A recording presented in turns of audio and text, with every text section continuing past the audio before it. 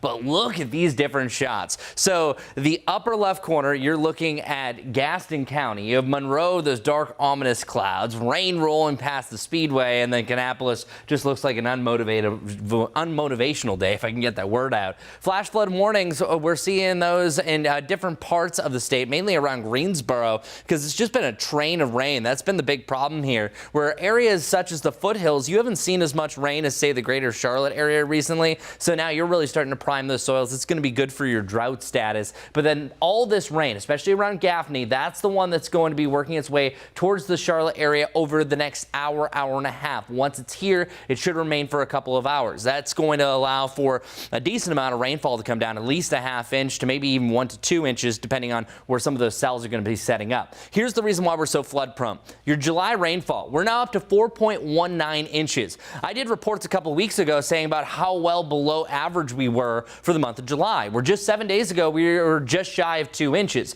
Now, over the last 7 days, actually over the last 6 days, we've dumped 2.25 inches of rain. That's a lot all at once. That primed the soil, so any additional rain is going to lead to some problems. But here's the good news. Always silver lining, right?